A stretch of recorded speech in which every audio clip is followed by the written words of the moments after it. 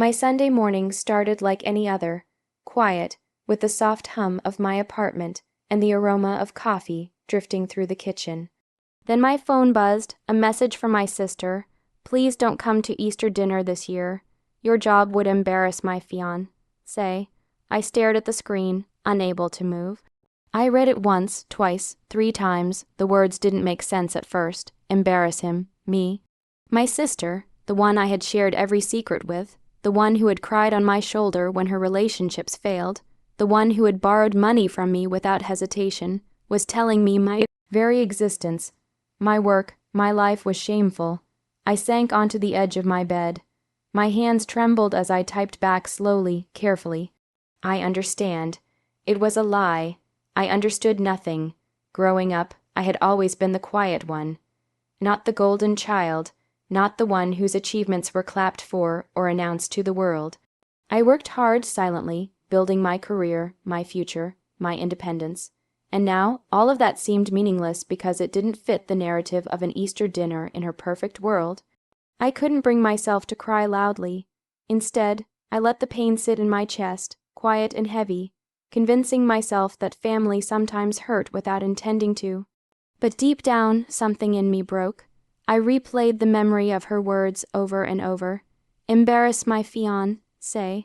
How could she reduce me, her own sibling, to a source of shame because my job wasn't flashy enough? The rest of the day passed in a blur. I went to work, did my tasks, answered emails, but my mind wasn't in it. Every meeting, every small talk, felt like a reminder of her rejection. By evening, I realized that this wasn't just about Easter or her fiancé. It was about something much deeper, the underestimation, the dismissal of my worth, the painful realization that sometimes those closest to you are the first to doubt you. And yet, amidst the hurt, a small spark of resolve ignited. I told myself, fine. If they think I'm not enough today, I'll let the future prove them wrong. Quietly, calmly, completely. I had no idea then that the very man she wanted to impress would soon walk into my office, and that moment would change everything. Monday morning arrived with the usual buzz of the office, ringing phones, the clatter of keyboards, and the low hum of conversations. I sipped my coffee, scrolling through emails, trying to push my sister's words out of my mind. Then my assistant knocked lightly on the door. "Sir, the new investor is here," she said, her voice polite but tinged with curiosity. I straightened my posture, took a deep breath, and nodded. "Show him in, please." The door opened, and he walked in. It took me a moment to process. It was him, my sister's fiancé, the man whose approval had apparently become more important than my own family's love. He stepped into my office with that confident smile, that perfect posture, and the air of someone who believed the world revolved around him. He froze when he saw me. For a heartbeat, his smile faltered. Recognition flickered in his eyes, then confusion. Then disbelief. "You work here?" he asked, his voice carrying that mix of surprise and uncertainty. I smiled politely, gesturing to the conference room. "Yes, please have a seat." He sat, adjusting his expensive watch nervously, clearly unsure of what to expect. As the meeting began, I presented the company's achievements, growth, and vision with calm precision. Charts, numbers, projections, everything was there.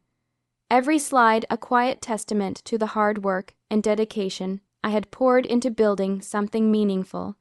I watched him closely. At first, his eyes were polite but distant. Then, as the meeting progressed, I saw subtle changes. A furrowed brow here, a tightness around the mouth there. His posture straightened at first, confident, but slowly, imperceptibly, he began to shrink in my presence.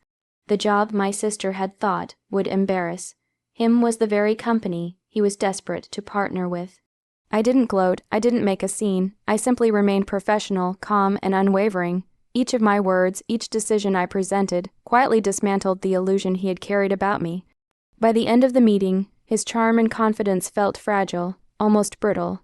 I offered him a polite handshake, maintaining eye contact. His grip was firm, but there was no mistaking the shift in the balance of power. I didn't humiliate him, and I didn't need to. That was the point. The most satisfying revenge isn't in shaming someone. It's in standing tall while they realize they misjudged you. As he left my office, I let the silence of the room settle. and in that quiet I realized something important. This moment wasn't just about him. It was about me, my growth, my success, and my ability to remain unshaken by the doubt of others. Easter morning arrived with the scent of fresh bread and flowers drifting through the neighborhood. But I wasn't invited. My sister's message still stung, echoing in my mind like a bitter refrain. Your job would embarrass my fiancé. I decided to go anyway, not to intrude on the celebration, but to leave a gift for our parents. Quietly, I entered the familiar house, carrying a basket of homemade bread and a bouquet of lilies. I planned to slip in and slip out, avoiding the tension that might arise. The house smelled the same, yet everything felt different. Laughter and chatter filled the air, masking the undercurrent of judgment I had felt in that message. And then I saw her, my sister. Her smile was tight, forced. She moved around the room with a careful grace, ensuring that her fiancé remained entertained, oblivious to the silent storm brewing in my chest. I watched for a moment, noticing the way she glanced at me when she thought I wasn't looking. An expression full of uncertainty, guilt, and something else I couldn't quite name. Later, when the crowd thinned, she found me in the kitchen. The flowers I had set on the counter between us became a fragile barrier, yet it didn't stop her voice from trembling. Why didn't you tell me? She whispered. I tilted my head, curious, cautious. Tell me what? I asked softly. That you're successful. Her eyes avoided mine, darting to the floor. I didn't know. I didn't think. I realized in that moment something painful yet revealing. She hadn't rejected me because I failed. She had rejected me because she assumed I had. I didn't think I needed to prove myself. I said, my voice calm but firm, especially not to my own family. Her eyes filled with tears. He didn't know until after the meeting. He said you were impressive. I nodded, letting the silence speak volumes. No bitterness, no triumph, just quiet acknowledgement of a truth that had taken me years to internalize. My worth wasn't defined by their perception. For a moment, we simply stood there, two siblings separated by years of misunderstanding and pride. She reached for my hand hesitantly, and I allowed it, realizing that apologies don't erase pain, but they do reveal honesty and vulnerability. I'm sorry, she said finally. I was ashamed of the wrong thing. I smiled gently, not out of forgiveness, but because I had discovered a power deeper than anger or revenge, resilience. I had survived her rejection. I had survived the assumption that I was less than, and in that survival, I found strength. Easter passed quietly after that, but I knew something had shifted. The world hadn't changed, my sister hadn't changed entirely. But I had, and that realization would prove to be the sweetest kind of victory. Months passed, and life moved forward with the quiet inevitability of time. My sister's wedding day arrived, and despite the past tension, I decided to attend. Not to prove anything, not to confront, but simply to exist in my own truth, confident, composed, and unshakable. The hall was dazzling flowers, chandeliers, and the gentle hum of music, creating a perfect backdrop. Guests chatted, laughed, and shared stories, oblivious to the quiet storm that had brewed months before.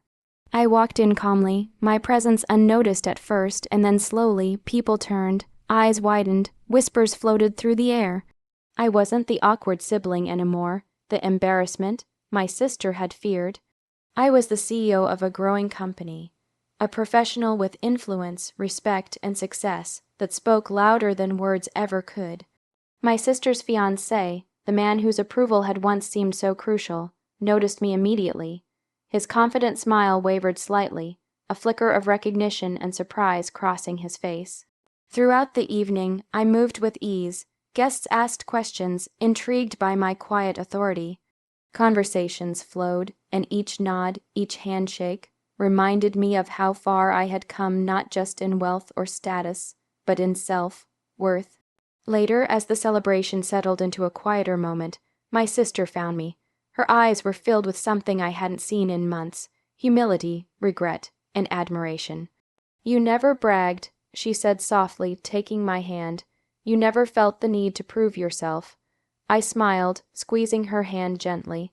Success doesn't need noise, I said. It only needs time. Her fiancé approached, offering a polite handshake, and for the first time, he looked at me not as someone who might embarrass him, but as an equal, a force of competence and dignity.